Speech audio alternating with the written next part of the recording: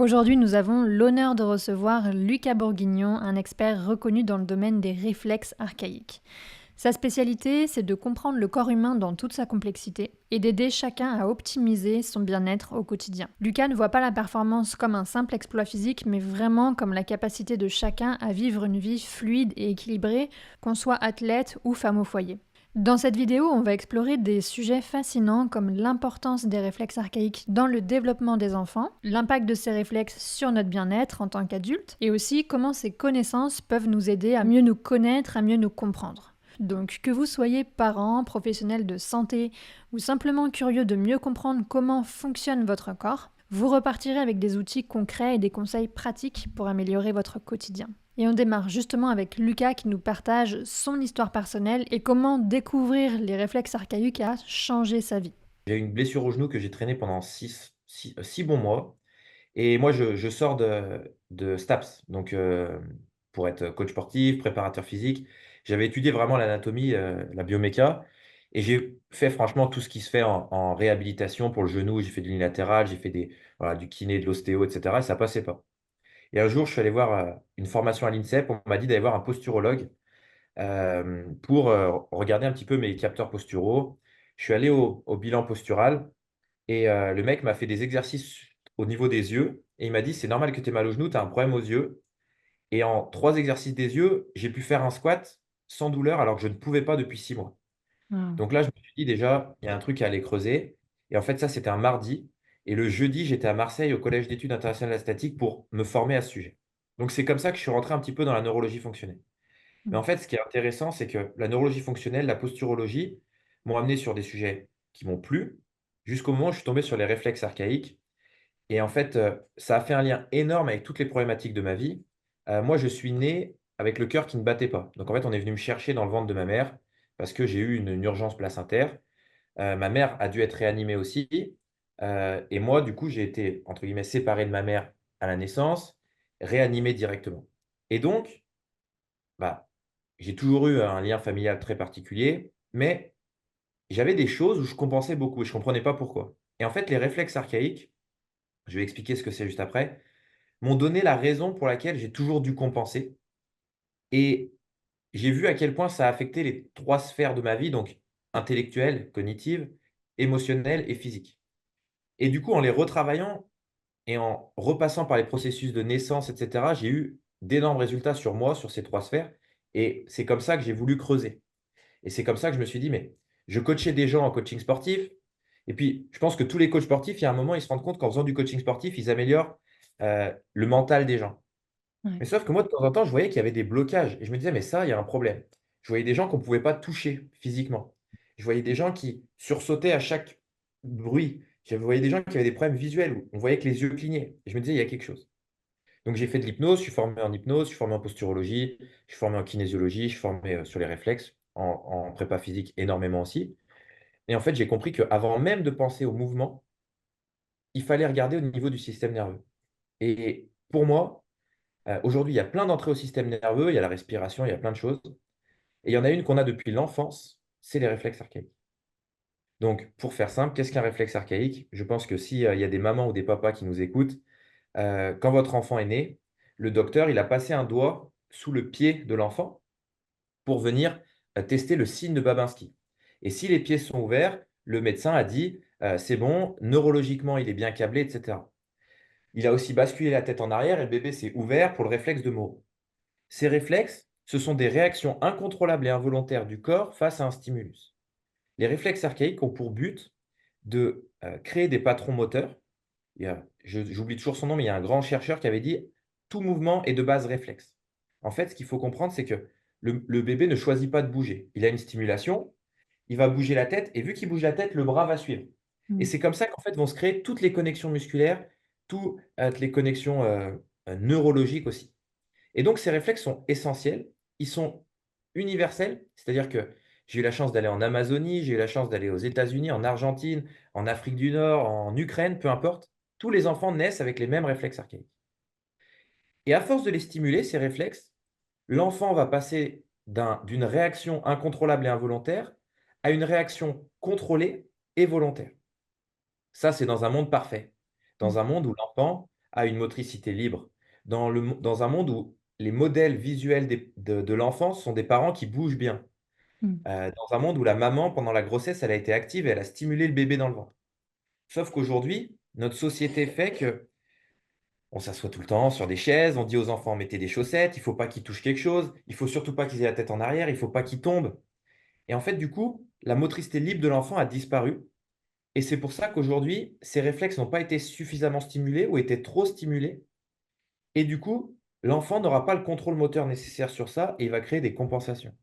Tout à l'heure, dans l'introduction, tu as dit que c'est un sujet qu'on allait avoir de plus en plus. Moi, du coup, j'ai quand même pas mal de gens qui me suivent sur Instagram et en général, c'est moi qui prends toutes les critiques du monde entier sur les réflexes. Et une des critiques qu'on a souvent, c'est un phénomène de mode.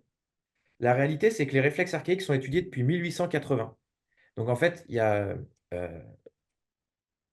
agrippement de voilà, le réflexe d'agrippement, j'ai perdu le nom de celui qui le faisait. Il a été découvert en 1882 et en fait, c'est étudié en médecine. Sauf que pour tout le monde, le consensus, c'est que les réflexes s'intègrent par la motricité libre, qu'on n'a plus. Forcément, on est les générations qui ont le plus bougé, qui ont le plus, changé. C'est-à-dire que la société, la technologie, elle nous a le plus changé. Et du coup, forcément, on ne bouge plus comme avant et les réflexes ne s'intègrent plus. Donc on arrive dans les générations qui auront le plus besoin de travailler ça, non pas parce que les réflexes, sont plus présents qu'avant, juste parce qu'on les stimule plus, comme il faut, comme on le faisait il y a 150 ans, 200 ans. Ouais. J'avais entendu par exemple que les Yupala, donc pour ceux qui connaissent pas le Yupala, c'est un système pour les bébés, ils sont dans une sorte de siège en fait avec des roulettes qui leur permettent d'avancer et qu'apparemment c'est hyper mauvais pour justement que le bébé puisse aller au bout de plein de ses réflexes. Mais enfin, quasiment en fait, ce qu'il faudrait s'imaginer et je vais vraiment mettre le point là-dessus sous temps, le but c'est pas de cette interview, c'est pas de mettre des autres contraintes aux mamans et aux papas. Parce qu'il y a aussi beaucoup d'injonctions déjà.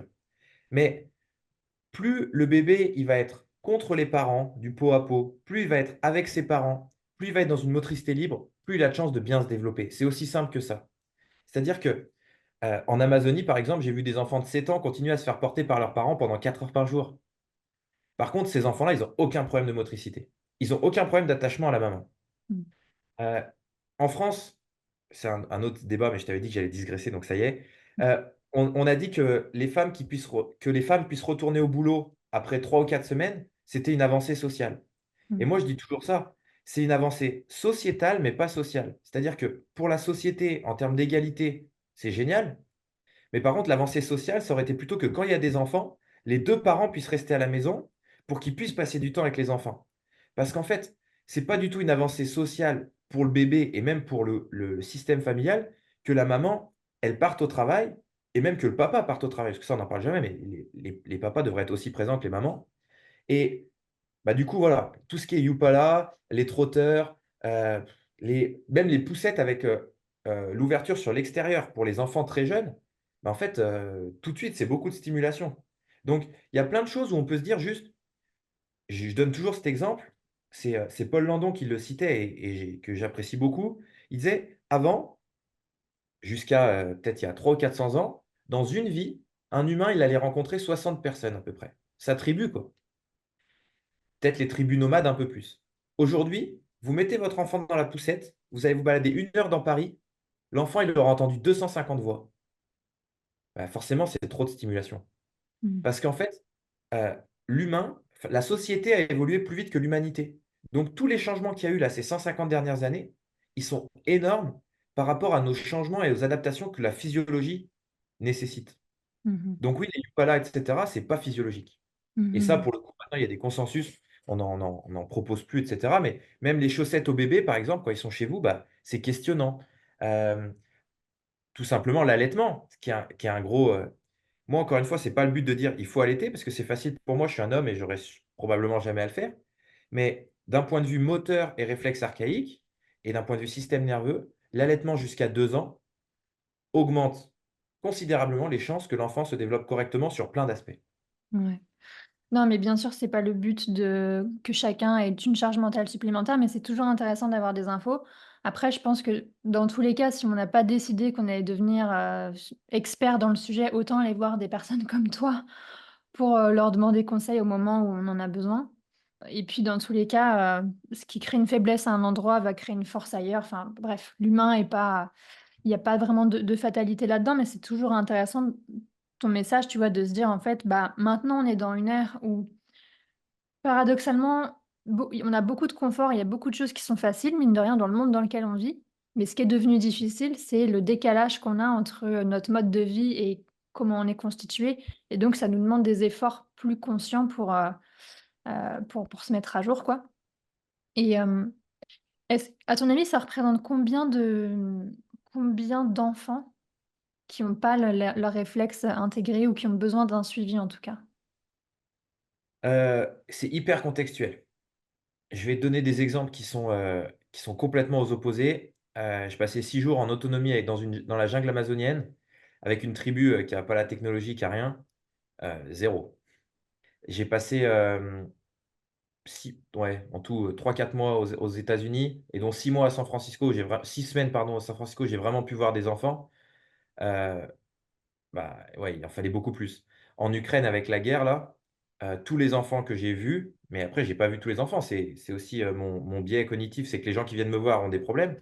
Ouais. Tous les enfants, c'était vraiment compliqué. En France, je travaille un petit peu des fois avec des écoles et cetera. Maintenant, je dirais quand même que la moitié des enfants, sont dans un schéma compensatoire. Ouais.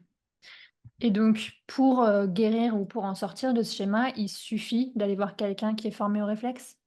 Ouais, alors après moi je ça serait forcément un très bon marketing de dire: «Il faut y avoir quelqu'un formé en réflexe».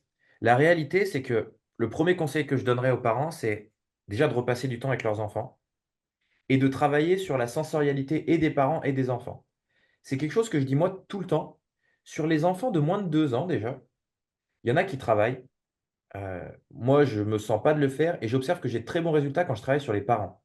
Parce qu'en fait, il y a tout ce qui est neurones miroirs, tout ce qui est la reproduction, l'enfant il apprend beaucoup en reproduisant. Donc quand c'est comme ça, je travaille sur les parents. Et si vous ne savez pas quoi faire pour rendre les choses plus simples, bah, en fait, dites-vous que plus vous allez avoir une vie naturelle, comme vos ancêtres pouvaient avoir, plus vous allez stimuler les réflexes. Exemple, vous venez me voir en séance, on va travailler un réflexe précis parce que peut-être on va parler de certains réflexes qui ont un rôle sur le côté émotionnel, d'autres sur un rôle par exemple plus sur les douleurs au genou, et cetera. On va travailler sur ça. Mais tout le temps, vous allez avoir des conseils que je donne à tout le monde, c'est, bah, si vous vivez à la campagne, tous les jours, allez passer du temps dehors, dans la campagne. Pourquoi? Parce qu'en fait, en étant dehors, il va y avoir un bruit d'un côté, vous allez tourner la tête et rien qu'en faisant ça, vous allez stimuler, tout ce qui est réflexe au niveau de la tête. Après, vous allez aussi avoir différentes textures sur le sol, donc les pieds aussi. Vous allez avoir différents sons différents, voilà, donc ça va stimuler.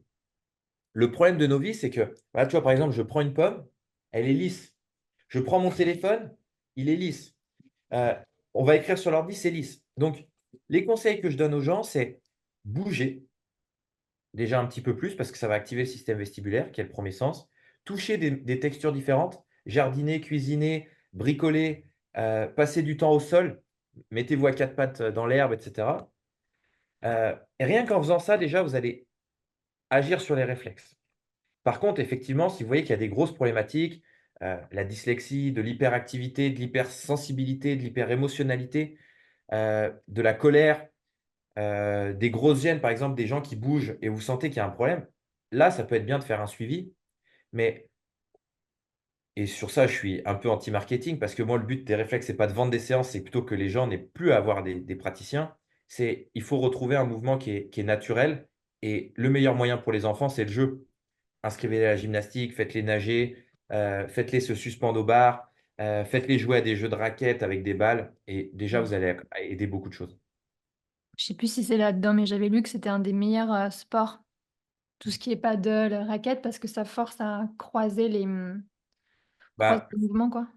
exactement, en fait, on a 2 hémisphères, donc tout ce qui est mouvement qui croise la ligne médiane, c'est super. Donc ça évidemment, i et puis surtout, il y a un rapport aussi avec, la main forcément, les yeux, tous ces sports-là, c'est génial. Après, c'est ce que moi je dis à tout le monde, ces sports-là, c'est génial si jamais la personne, elle est capable de pratiquer.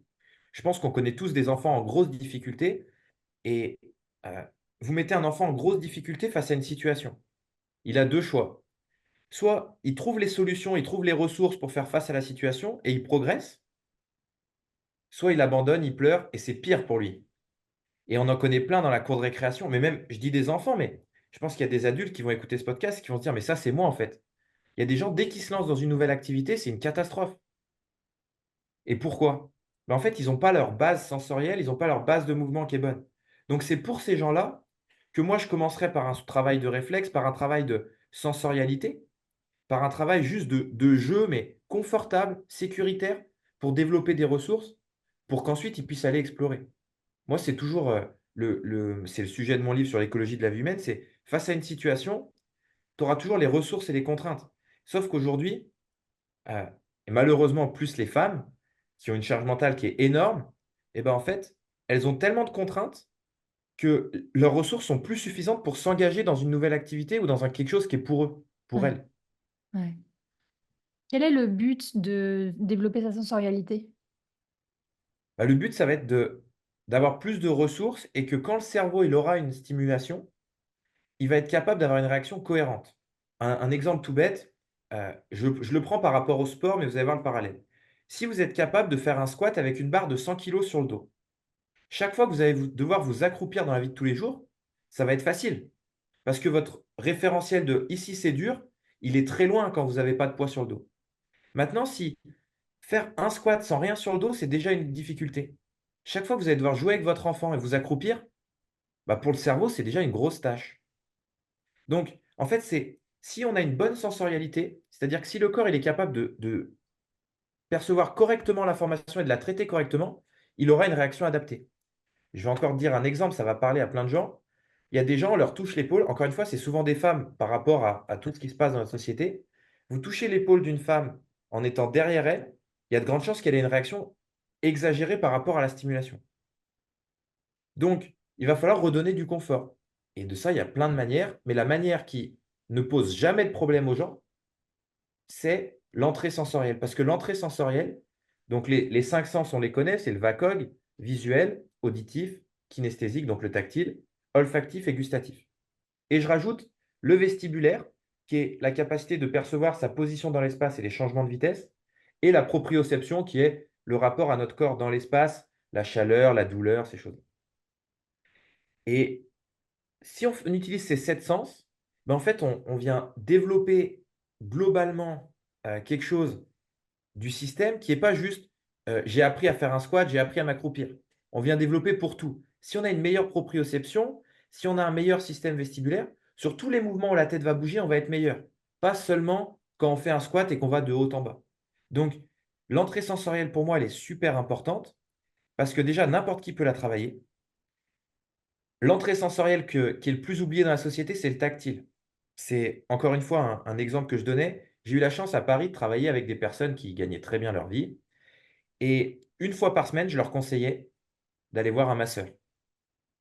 Parce que en fait, je pense qu'on vit dans une société où peu de gens ont suffisamment de contacts tactiles sécurisés et sécurisants dans leur journée. En général, les contacts tactiles, c'est de la bienséance sociale, c'est-à-dire, peut-être se tenir la main dans la rue, se faire un petit bisou quand on part, ou c'est lié à la sexualité.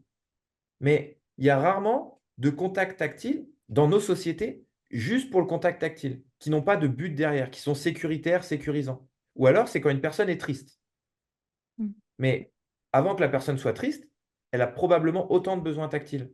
Mmh. Encore une fois, les tribus, Waorani, en Amazonie, se font beaucoup de câlins. Ils vont danser les uns avec les autres, ils vont se toucher, ils vont et ça, bah, quand on est français, européen, c'est assez choquant. Le hug aux États-Unis, par exemple, pour dire bonjour, bah, moi, première fois que je suis allé, ça m'a choqué Mmh. et pourtant, c'est quelque chose qu'on devrait avoir. Il faut plus de contact tactile. Si c'est pas possible de l'avoir avec quelqu'un parce que vous vivez seul, parce que ci, parce que ça, ben, il va falloir d'abord stimuler votre système tactile en touchant des objets, en bricolant, en jardinant, ce qui sont mes choses préférées moi, en jouant de la musique, par exemple. OK. Et je pense que l'audience et moi d'ailleurs, on a besoin de plus de compréhension sur, en quoi c'est important ou alors en quoi c'est problématique de pas avoir une utilisation de nos sens, suffisamment développée.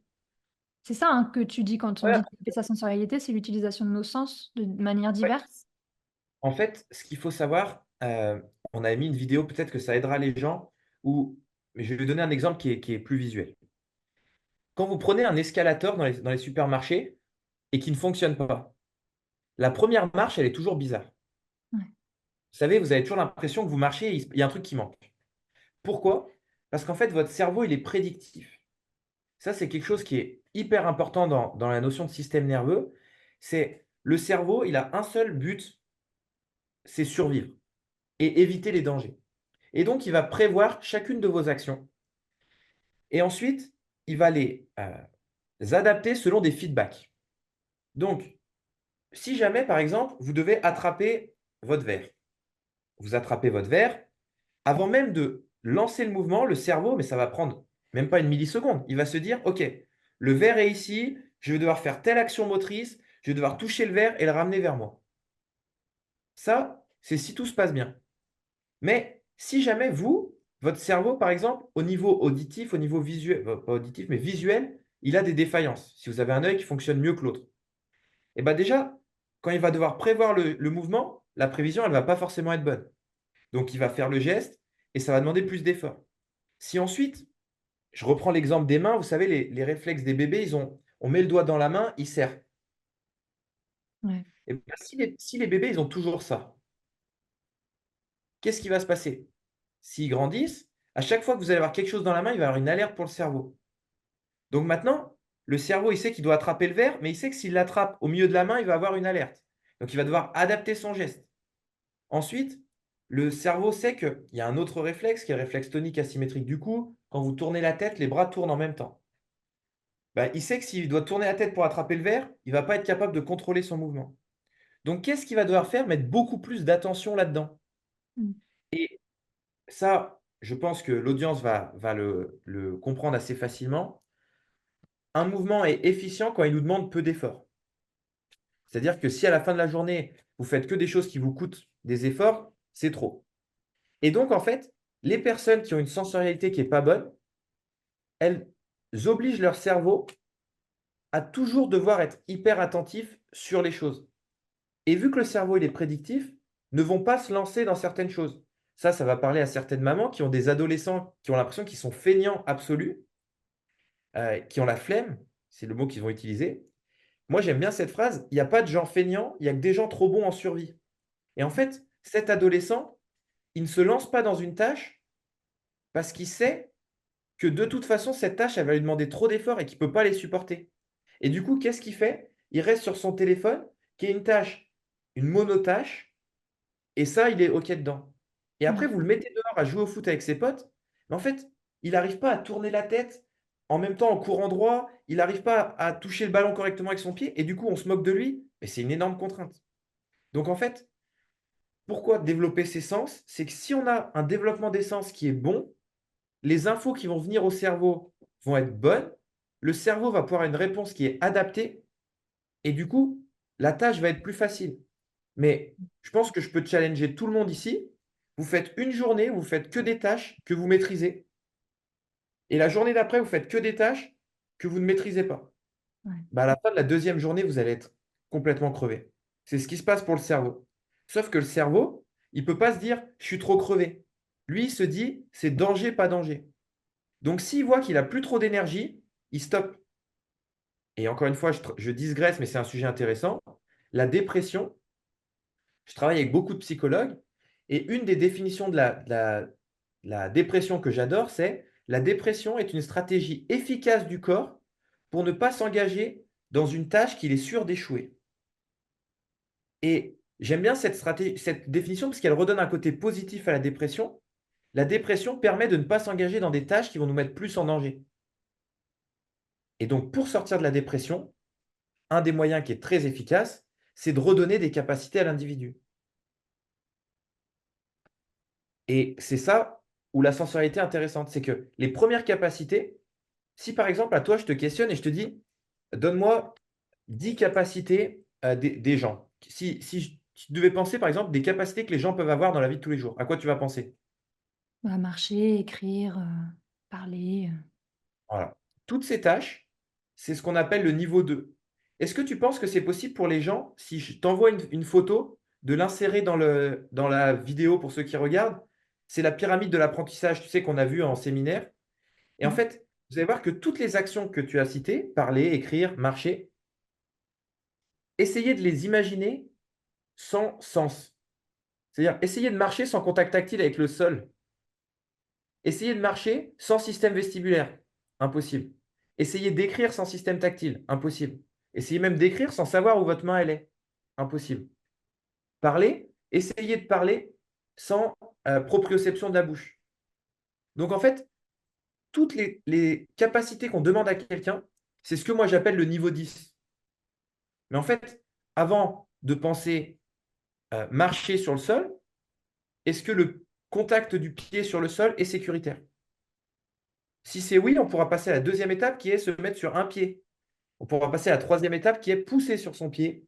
On pourra passer à la quatrième étape qui est enchaîner un pas après l'autre. Ok. En fait, il y a un truc que tu as dit en séminaire que j'ai vraiment adoré. Et qui fait écho avec ce que tu disais, tu sais, par rapport à beaucoup d'ados, les parents vont me dire: «Ils sont flemmards» et cetera, et tu as super bien, illustré le fait qu'en fait, non, ils sont occupés à survivre là.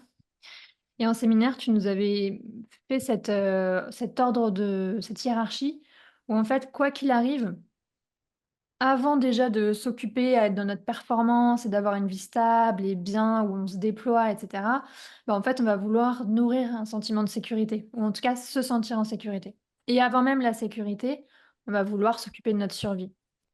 Mmh. Et j'ai trouvé ça hyper pertinent de garder ça en tête, surtout quand on va être au contact des autres et qu'on va se dire: «Mais pourquoi il fait pas ça?» Ça sera tellement plus évident. Mais en fait, si la personne fait pas quelque chose qui nous paraîtrait tellement bon pour elle, c'est que probablement ça se joue à un niveau soit de sécurité, soit même de survie, de manière assez inconsciente, qui a besoin d'être, d'abord réglé, quoi. Mais l'exemple que je donne toujours parce que je l'ai vécu et c'était fou, c'est, j'ai une dame que je rencontre en formation d'hypnose. Je parle de mon boulot, elle me dit: «Lucas, j'ai un de mes enfants, il est hyperactif, il faut absolument que tu le vois, je pense que tu peux l'aider».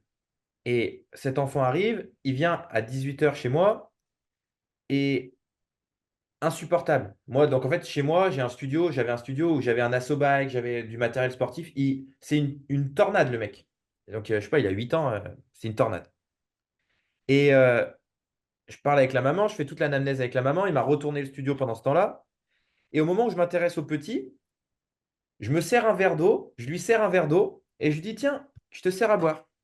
Il me dit: «Je n'ai pas soif». Je bois et là, il boit son verre cul sec. Je lui resserre à boire, je rebois et rebois son verre cul sec. Et je pense que dans la séance, les 15 premières minutes, il a bu 3 verres. Derrière, alors ça peut être plein de choses. Il avait plus confiance en moi, il avait déjà étudié l'environnement, et cetera. Derrière, il écoute les consignes sans problème et la mère me dit: «Je ne l'ai pas vu comme ça avec beaucoup de monde». Et là, on a fait l'anamnèse autrement et j'ai dit à l'enfant: «Combien de verres d'eau ou enfin, combien d'eau tu as bu aujourd'hui?» Il me dit: «Bah, comme d'habitude». Je dis: «Bah, OK, ça m'aide pas beaucoup». Il me dit: «Bah, j'ai bu mon jus d'orange ce matin». Et je dis: «Mais attends, il y a pas eu d'autre eau?» Et en fait, c'était sortie covid, donc ils avaient pas le droit d'avoir leur bouteille d'eau. Donc ils avaient pas leur bouteille d'eau. Lui, l'eau, de la cantine, elle était un peu dégueulasse, il aimait pas le goût, donc il la buvait pas. À la récré, il allait pas boire parce que c'était un enfant qui avait besoin de beaucoup bouger, beaucoup de stimulation, donc il voulait pas perdre du temps à aller aux toilettes ou je sais pas où. Et donc, c'était un enfant qui était complètement déshydraté. Et rien que le fait de lui redonner de l'eau, attention, c'est pas devenu un ange et l'hyperactivité a pas disparu. Mais j'avais accès à des capacités qu'il n'avait pas. Donc, le continuum, je le dis toujours, c'est survie, sécurité, stabilité, performance. Et si vous travaillez, moi j'ai la chance de travailler avec des autistes, heu et du coup d'avoir fait beaucoup de formations, notamment avec des Américains, des chiropracticiens américains sur la neurologie fonctionnelle pour les autistes. Ils vont vous dire que la première chose, c'est les besoins de survie. Ensuite, c'est les besoins de stabilité du tronc.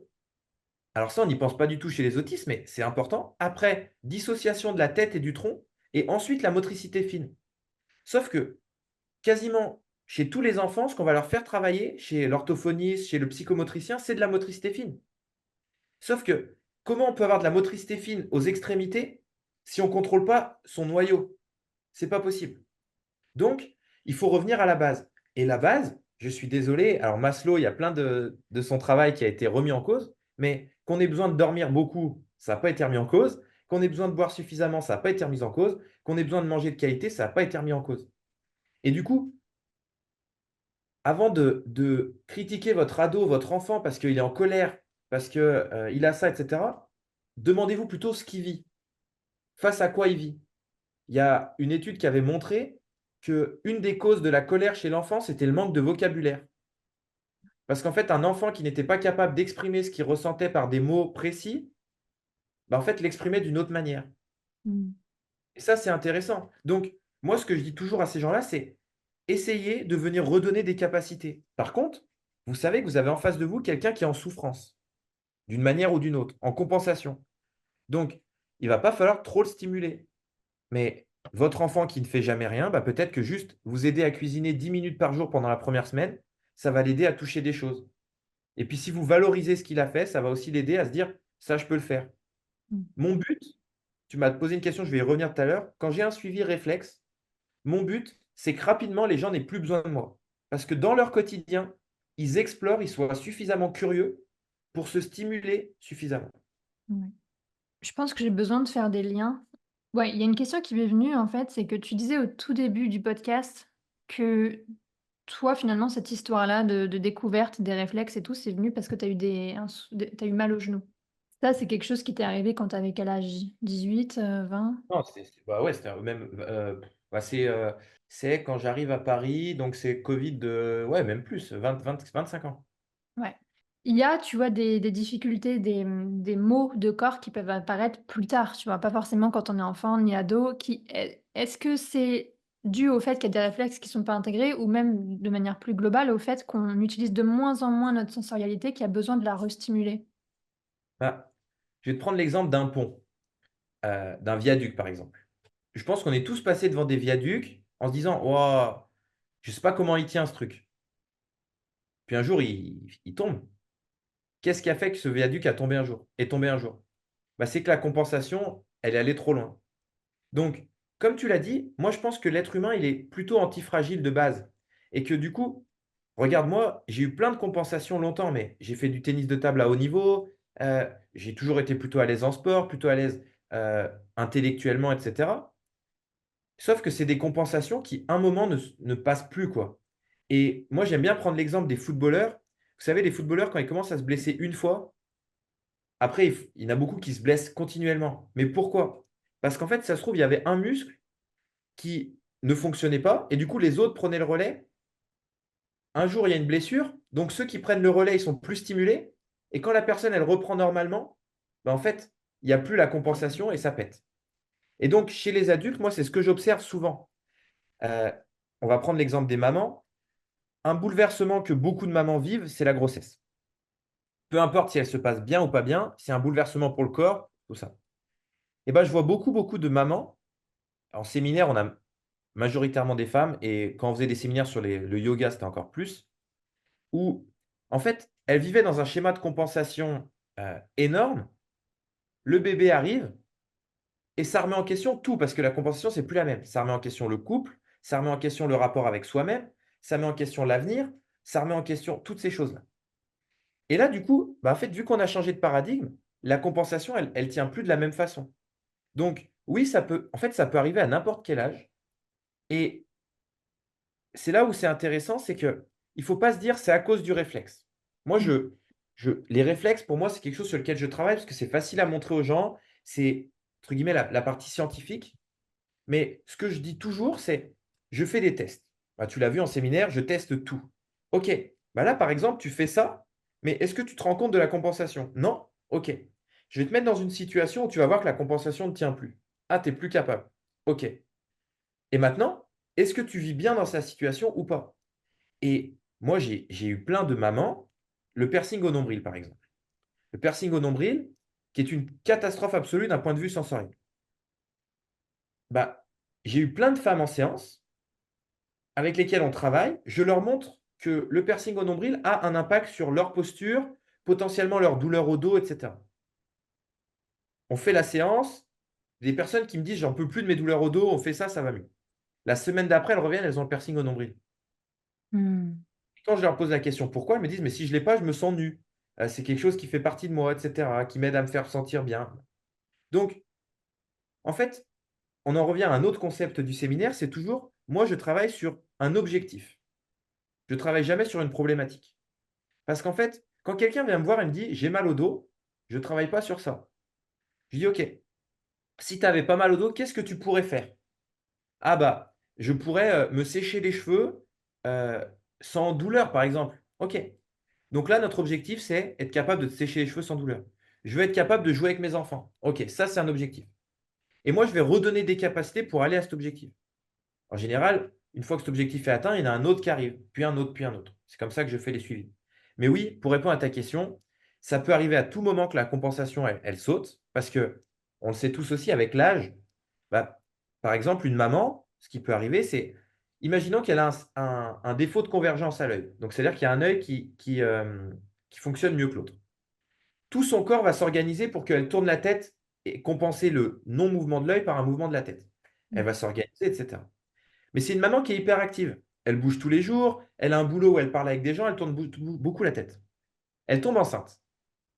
Elle reste chez elle, elle bouge moins, elle voit moins de gens, elle tourne moins la tête, elle commence à être plus lourde, plus encombrée dans ses mouvements. Elle fait la grossesse se passe plutôt bien, mais elle reste quand même un mois sans travailler. Et du coup, pendant un mois, elle n'a plus du tout stimulé toutes ses compensations. Le problème à l'œil est toujours là. Elle retourne à la vie normale.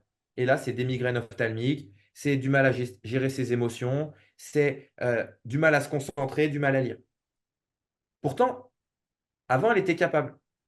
Mais les compensations ne sont plus là. Donc, c'est toutes ces choses-là qui peuvent changer. La grossesse, c'est le plus gros cas. Mais moi, par exemple, je sais que donc je suis allé 3 fois en Ukraine pour donner des séminaires pour les docteurs sur le stress post-traumatique. La deuxième fois que j'y suis allé, c'était à Kiev, juste après que Emmanuel Macron ait envoyé des soldats à Odessa.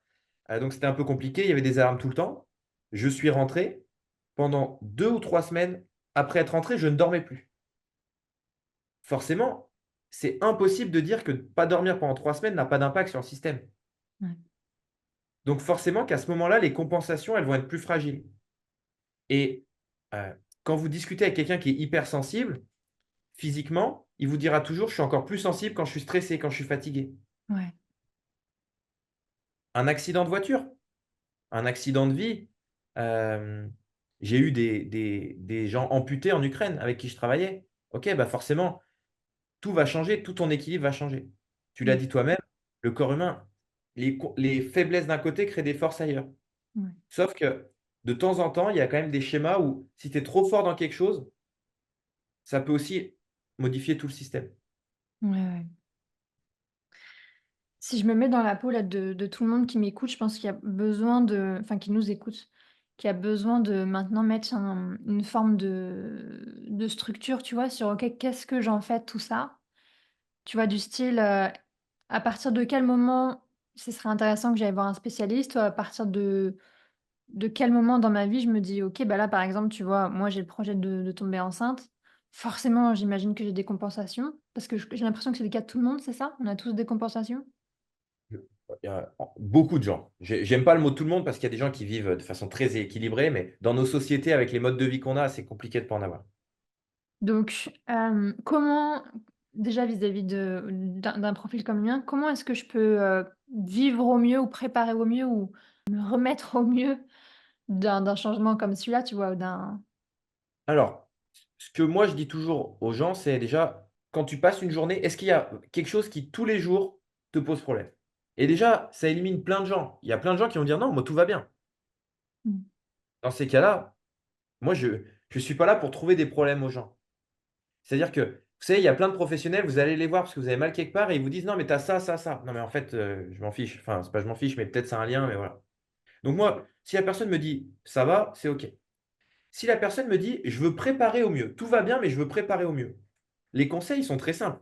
Passe du temps en nature, bouge régulièrement, c'est-à-dire, c'est pas une séance de sport par jour, mais c'est, tu vois, faire 7 000 8 000 pas par jour, passer du temps en forêt, bouger de manière différente. Toi, je sais que tu fais de la danse, donc tu sais, des mouvements proprioceptifs, c'est très bien. Allez faire du yoga, faites des activités sportives, voyez des gens, parce que l'activité sociale est très importante, et continuez de le faire, même en grossesse. Ça, c'est important.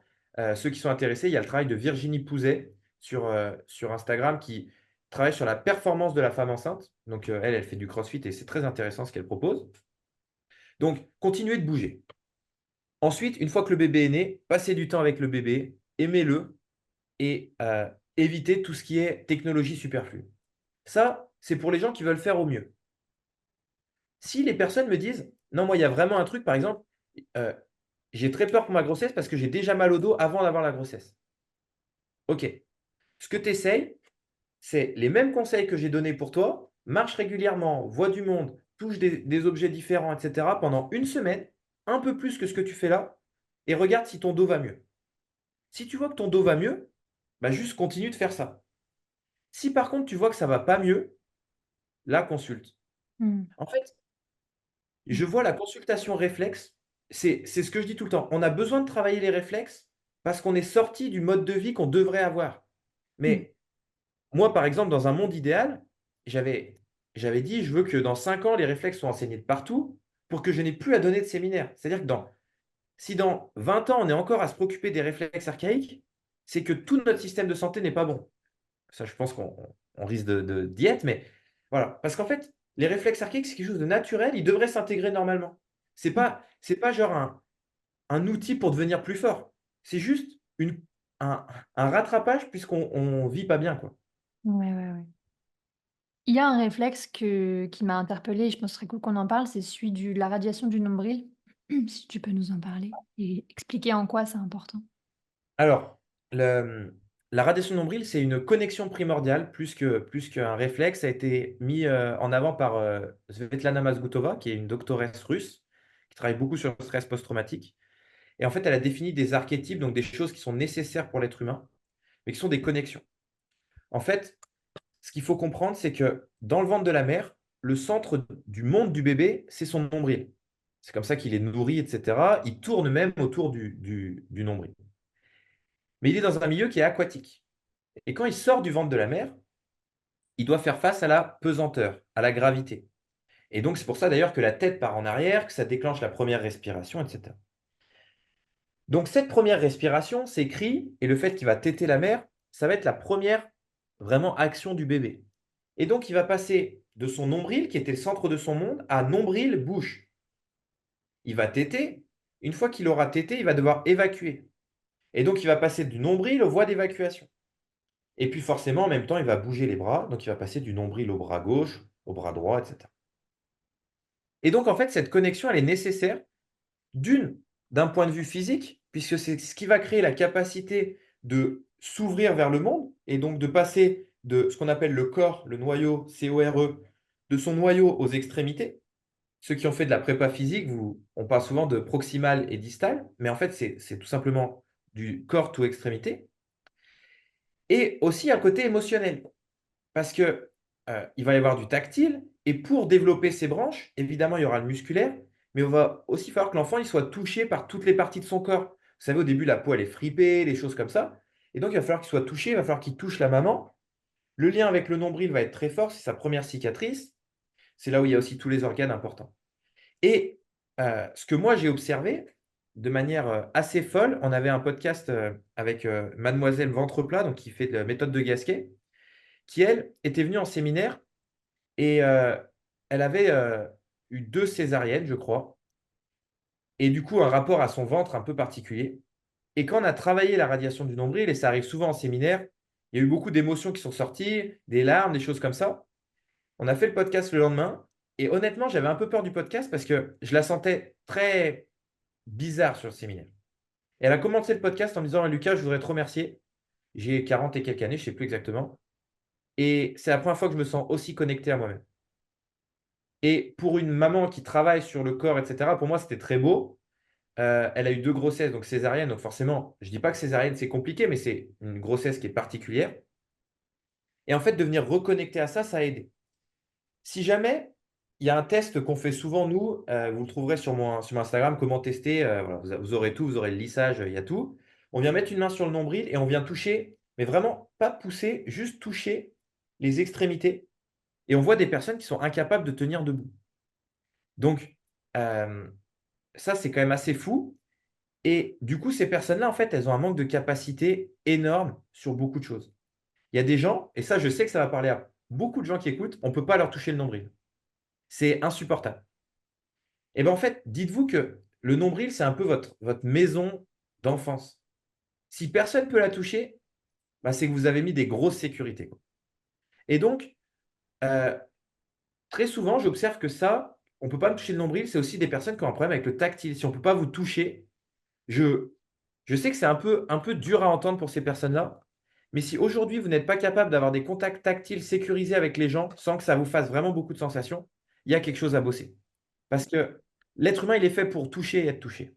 Et en fait, pour moi, la radiation du nombril, c'est la première chose à faire. Donc, si jamais vous regardez, vous écoutez ce truc et vous voulez savoir ce que c'est, soit vous m'écrivez sur Lucas Bourguignon conférencier et je vous envoie la vidéo, soit vous la trouvez directement dans les réels. Elle s'appelle Découvrir la radiation du nombril. Il y a comment tester la radiation du nombril et il y a comment réintégrer la radiation du nombril. Il y a 3 vidéos qui sont top. Et vous allez voir comment on fait le test. Vous pouvez le faire chez vous et voir comment vous vous sentez.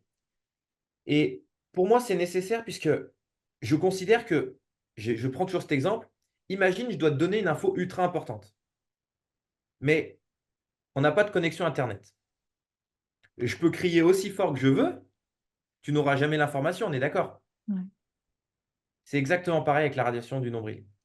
Et si du centre, du noyau aux extrémités, vous n'avez pas de connexion, toutes les informations, en fait, ça va grésiller, elles ne seront pas bonnes. Et les gens qui ont souvent des douleurs, moi, en séminaire, je me régale quand il y a ça, parce que souvent, j'ai 3 ou 4 kinés et des ostéos. Et il y a des gens qui viennent me voir, ils me disent: moi, j'ai une pathologie chronique, ça fait 3 ans que je vois un kiné, on ne trouve pas de solution. Donc, je demande aux kinés qui sont là, qu'est-ce que vous allez faire? Et là, ils me sortent tout leur protocole de l'épaule, excentrique, blablabla. Je dis: OK, est-ce que tu as déjà fait ça? Oui. Ça n'a pas fonctionné? Non. Donc, c'est sûrement que c'est des mauvais protocoles. Bah non, c'est des bons protocoles, mais si je te donne des consignes et que tu ne peux pas les entendre, tu ne vas pas les appliquer. Et donc, il faut reconnecter le corps d'abord. Et le meilleur moyen pour ça, selon moi, c'est le tactile. Donc, la méthode, parce qu'il y en a qui vont me demander après le podcast, qu'est-ce que je dois faire? Moi, souvent, euh, les sportifs, je leur dis de s'échauffer en faisant les mouvements, mais avec une main sur le nombril. Comme ça permet la proprioception. Et sinon, pour les enfants, je sais que moi, j'ai eu des enfants, là, j'avais une famille. En fait, on mettait quelque chose sur le nombril de l'enfant, par exemple un sac de grains, etc. Et on disait à l'enfant, ça, c'est un trésor. Il faut absolument que tu le protèges. Donc, tu mets tes mains dessus et tu sens qu'il y a toujours la protection. Et pendant ce temps-là, en fait, on va faire des lissages sur le corps du bébé, de l'enfant. On va venir vraiment lisser tout son corps. Et de temps en temps, on va lui dire, il y a toujours la protection sur le nombril.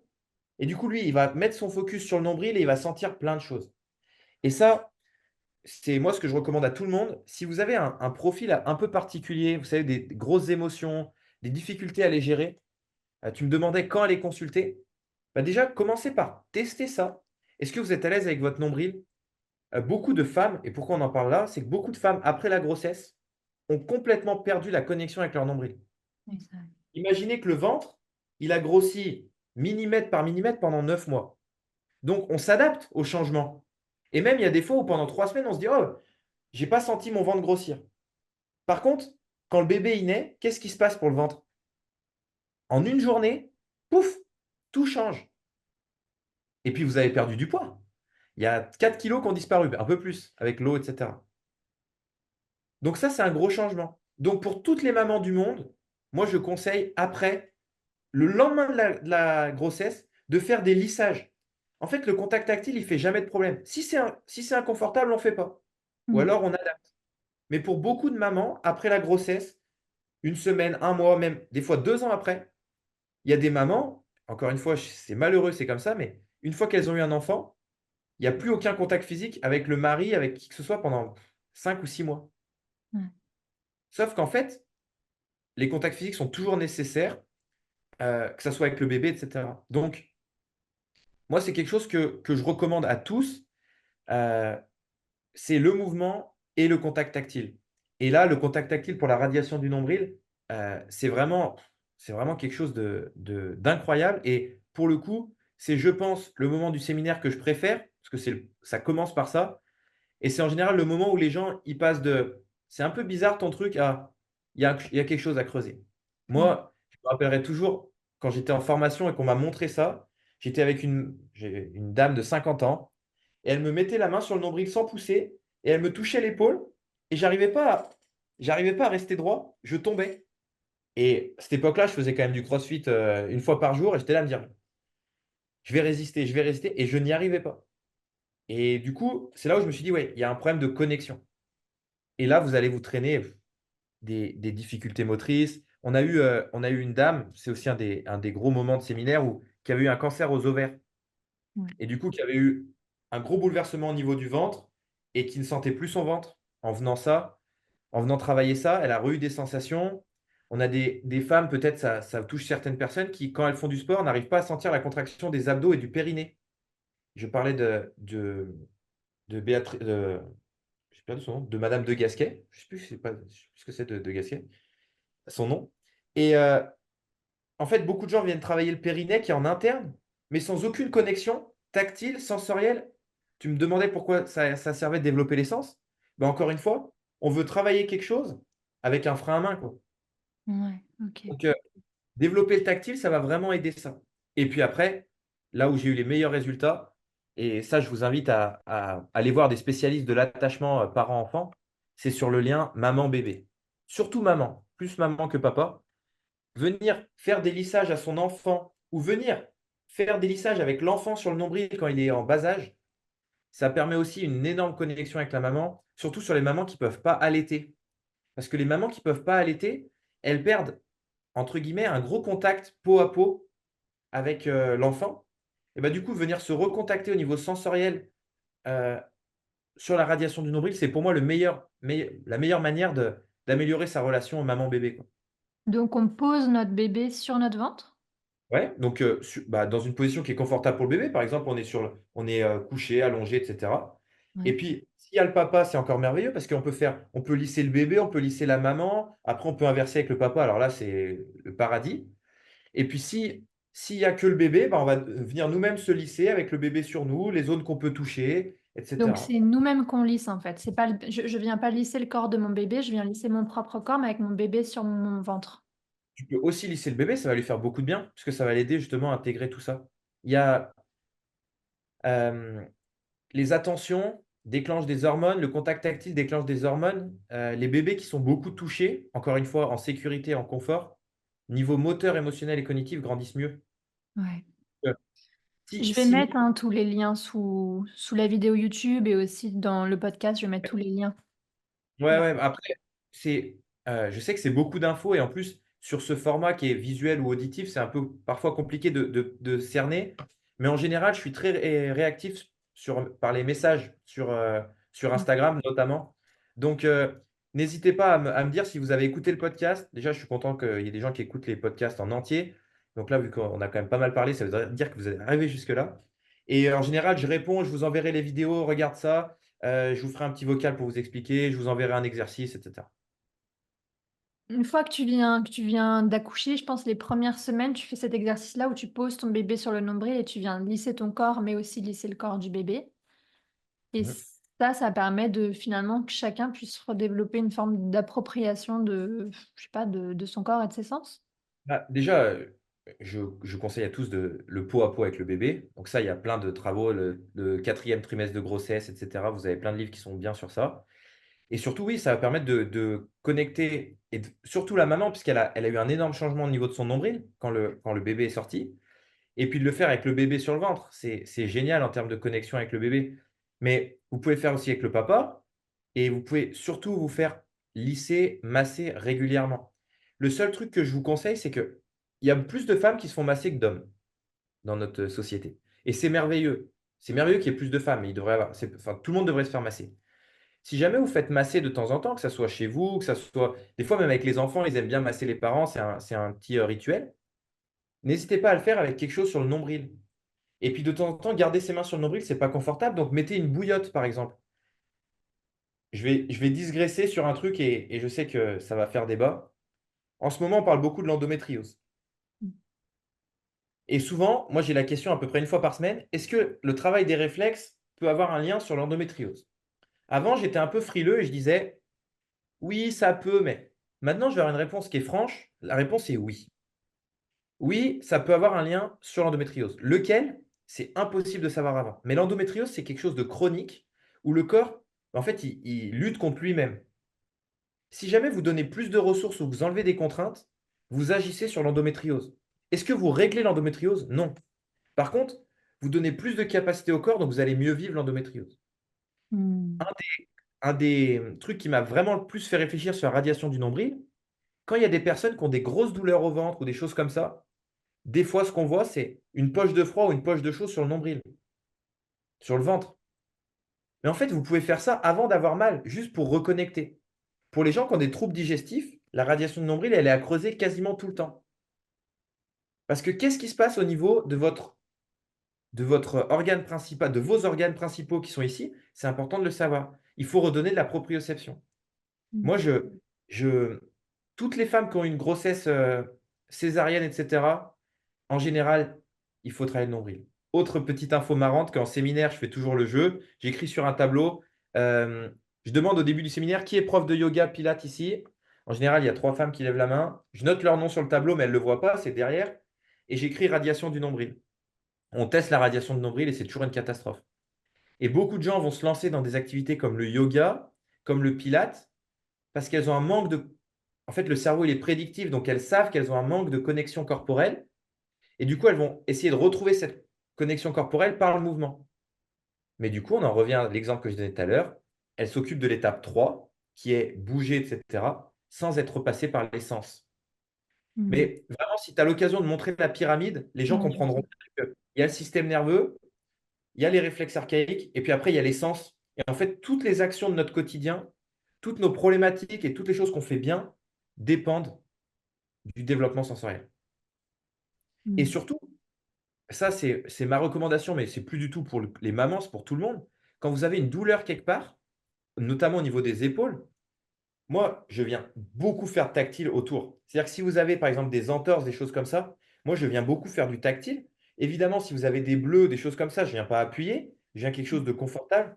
Mais c'est hyper, hyper pertinent de venir redonner de l'information tactile sur un membre lésé. C'est hyper pertinent. J'ai accompagné des chefs d'entreprise à Paris, de sociétés, qui faisaient des millions, qui des fois m'appelaient 10 minutes avant une réunion: «Lucas, j'ai une grosse intervention, qu'est-ce que je fais?» «OK». Tu te mets dans les toilettes, tu fais un travail vestibulaire d'équilibre, un travail de lissage tactile, une reconnexion sur des trucs, tu vas faire ta réunion. Ça, c'est aussi pour les gens qui sont stressés, quelque chose que vous pouvez faire, et ça fonctionne très bien. Après, là, ceux qui nous suivent, qui n'ont pas fait le séminaire, ils pourront pas forcément comprendre, ou alors faut qu'ils regardent ton compte Insta. Ouais, après vous allez avoir plein d'extraits, mais par exemple, ce que j'ai donné comme exercice, c'est vous serrez les pieds. C'est un exercice et en même temps, c'est un moyen de se recentrer au niveau vestibulaire. Vous serrez les pieds, vous mettez les mains sur les épaules. Je pense que vous me voyez sur la vidéo là, mais au pire, vous mettez les mains en croisé sur les épaules. Vous fermez les yeux et vous voyez si vous êtes capable d'être stable. Si déjà, vous n'êtes pas stable dans cette position, vous savez qu'au niveau du système vestibulaire, il va falloir répéter un petit peu cet exercice. Et après, bah, le lissage, comme on a dit, une main sur le nombril, vous faites ça. Déjà, rien que faire ça, vous allez ressentir que vous êtes de nouveau plus alerte de vos sensations corporelles. Si vous êtes plus alerte de vos sensations corporelles, c'est que vous avez une petite reconnexion à vous sur le moment présent. Mmh. Donc c'est quand on a une conscience plus fine, en fait, de comment on se sent dans notre corps, quoi. Absolument. On nous a un petit peu interdit de ressentir des choses corporellement. Mais c'est par exemple pour ça que le froid est intéressant. Moi, je pense pas que le froid au niveau physiologique, les bains froids et cetera, ça soit aussi bien que ce qu'on le dit. Pour beaucoup de gens même, c'est un stress qui est trop fort. Par contre, ça nous oblige à nous recentrer sur nous et on a peu de moments dans nos vies où on le fait. Les mamans encore moins et donc c'est pour ça que c'est le conseil que je donne aux mamans, parce qu'en général, c'est le conseil qui fait un petit peu déclic. Rappelez-vous que vos enfants, ils vous regardent beaucoup et je pense que tous les enfants préfèrent grandir avec une maman heureuse qu'avec une maman qui en fait trop. Donc c'est un petit peu le conseil que je donne pour que les mamans prennent justement un petit peu plus soin de leurs sensations corporelles et de se dire: «Bah, ouais, je suis une maman, mais je suis aussi une femme et c'est en étant une femme que je vais être régulièrement un bon exemple pour mes enfants, quoi». Super. Donc en résumé, pour tout le monde, en gros, si tu vas bien, le truc et que tu veux quand même une forme d'optimisation, tu peux toujours augmenter ta sensorialité, ça te fera juste plus de connexions neuronales et ça te développera, on va dire, tes sens et les capacités associées à ça. Ouais. Ça, c'est pour tout le monde. Bah, en Et fait, tout après, le monde devrait bouger plus, ouais, en c'est global. clair, c'est clair. Et après, si tu as l'impression déjà, donc pour les enfants, s'ils ont des difficultés scolaires, si on voit qu'ils ont, comme tu disais tout à l'heure, hypersensibilité, etc., ils peuvent très bien aller voir un professionnel Ouais. qui peut faire un bilan. Pour les adultes, j'imagine que c'est pareil. Si tu sens qu'il y a un dérèglement dans ton émotion ou dans ta santé physique. Ouais, si tu sens que moi j'aime bien ce mot, si tu sens que tu fais face à trop de choses, bah, il y a un moment, il faudra te faire aider. Ouais.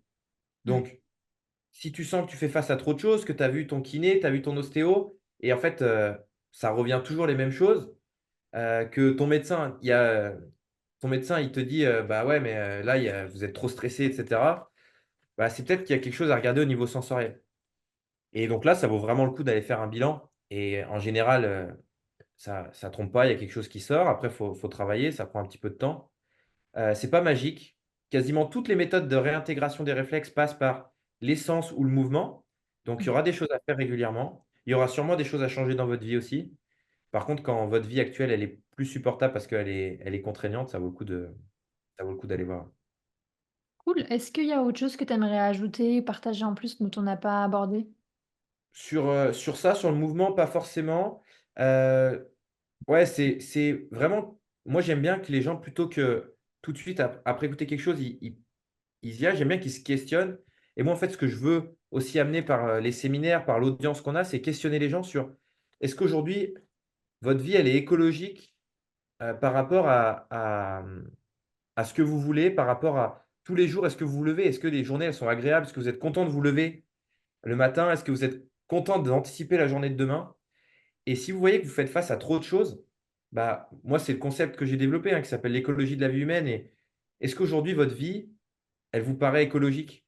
Est-ce que vous avez l'impression que vos ressources et vos contraintes sont en lien? Si vous avez l'impression, on appelle ça la charge mentale chez les femmes, mais la charge, elle est pas que mentale, c'est pas vrai. La Ouais, charge, elle est physique, ouais. la charge, elle est cognitive, la charge, elle est sociale et chez les hommes aussi. Et du coup, si vous avez l'impression que vous avez trop de charges, que vous avez trop de contraintes par rapport aux ressources, il y a peut-être quelque chose à faire là-dedans. Bah, du coup, j'en profite, je fais pas trop de marketing sur les séminaires, mais ça, j'en fais. Moi, j'ai écrit un bouquin qui s'appelle «L'écologie de la vie humaine». C'est pas sur les réflexes, c'est sur comment mieux gérer sa vie par, justement, mettre en lien les ressources et les contraintes. Ça, c'est quelque chose que moi, je vous conseille et tous mes clients, évidemment, ils y ont accès parce que je pense qu'on se prend beaucoup la tête sur des détails, mais qu'en fait, bah, la loi de Pareto, elle fonctionne. Si vous mettez 20 de vos efforts dans le plus important, votre vie, elle va aller mieux. Aujourd'hui, j'ai vraiment l'impression qu'on marche sur la tête. Moi, je viens du monde du sport, on fait des bains froids, on fait des pistolets de massage et à côté de ça, on dort pas, on mange n'importe quoi, on bouge pas, Mmh, et on s'attend à vouloir être mieux. Voilà, mmh. je pense qu'il faut juste se questionner sur: «Est-ce qu'aujourd'hui, on vit comme des humains?» Je suis pas en train d'être un réac à dire, «Il faut enlever toute la technologie, j'ai mon téléphone, j'utilise tout ça», mais juste dans quelle mesure on le fait? Est-ce que nos outils nous servent ou est-ce qu'ils nous, desservent? Voilà, une fois qu'on s'est posé ces questions-là, en général, on a déjà amélioré pas mal, sa qualité de vie, quoi. Ouais, merci beaucoup, hein, d'ailleurs de préciser ça. C'est clair que ça me fait penser à, cette métaphore où je pense que les gens ont déjà entendu l'histoire, mais tu sais, tu as un bocal et tu as des gros cailloux, des petits cailloux, du sable. Et en gros, pour remplir ce bocal, tu mets pas d'abord le sable, puis les petits cailloux, puis les gros cailloux, ça rentrera pas comme ça. Tu mets d'abord les gros cailloux, puis les petits cailloux, puis le sable. Et c'est clair que c'est tellement évident qu'on se pose même pas la question, mais je le redis parce que c'est vraiment hyper important, c'est que si ça va pas dans ta vie, il faut d'abord regarder effectivement les choses de base. Comment tu t'alimentes? Comment tu dors? Est-ce que tu bouges? Et est-ce que tu as de la connexion avec les autres? Avec des gens en fait, parce que la connexion, c'est aussi hyper important pour la santé. Après, je sais bien que c'est compliqué pour certaines personnes, parfois il suffit pas, surtout pour l'alimentation, de dire: «Mange mieux». Si les gens, ils ont du mal, c'est que c'est plus complexe que ça j'en suis consciente. C'est la première addiction, c'est, tu sais, c'est la nourriture. Donc les gens vont chercher, pour le coup, de la sécurité, voire de la survie dans la nourriture. Mais ouais, tu as raison, regarder ces choses-là de base. Soit on arrive finalement à les réajuster tout seul en s'accordant quelques semaines, quelques mois, parce que c'est difficile parfois de changer d'habitude. Et si on n'y arrive pas, bah, c'est que là, on a besoin d'aide, d'une aide extérieure, quoi. et donc ce que tu fais peut être une super piste. Oui, oui, et puis tout moi, ce que je dis tout le temps, c'est, alors ça fait pas vendeur, mais moi, je suis un pluridisciplinaire au Mmh. possible. Mmh. Tous mes clients, ils vont voir un orthoptiste, je conseille à beaucoup de mes clients d'aller voir un psy, je travaille avec des kinés et cetera. Heu, Si vous avez 20 ans de mal-être, c'est pas de voir un spécialiste, peu importe ce qu'il fait, qui va tout régler. Vous Mmh. avez des valises qui sont hyper lourdes, il va falloir des gens pour les porter et pour vous les décharger et la respiration, par exemple, on en a pas parlé dans ce podcast, mais c'est un outil qui est incroyable. L'alimentation, tu en parles un petit peu là, c'est incroyable. Le sommeil, on pourrait faire un podcast sur le sommeil.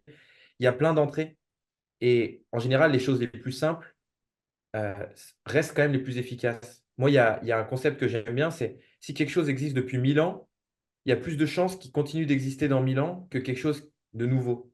Ouais. Et bah, en fait, ça fait des millions d'années que l'être humain, il bouge, qu'il dort, qu'il mange, qu'il boit, qu'il passe du temps avec les autres. Ça reste quand même une base, pour aller mieux. Ouais, ouais. Bah, écoute, merci beaucoup. Est-ce qu'il y a autre chose que tu aimerais aborder? Non, je pense Non? on a tout vu. Hésitez vraiment pas, je le répète toujours, à me suivre forcément et surtout à interagir avec moi parce que beaucoup de mes contenus, ils sont inspirés des problématiques, des questions que les gens me posent. Ça me permet aussi d'améliorer mes séminaires, de répondre aux questions, donc je suis assez, friand d'interaction. Donc n'hésitez pas à me contacter si vous avez des questions après le podcast ou ce genre de choses. Bon, bah, c'est génial. Merci beaucoup Lucas pour ta présence et tes réponses, c'était très, très chouette et Merci à à une toi. prochaine. Salut. Yes.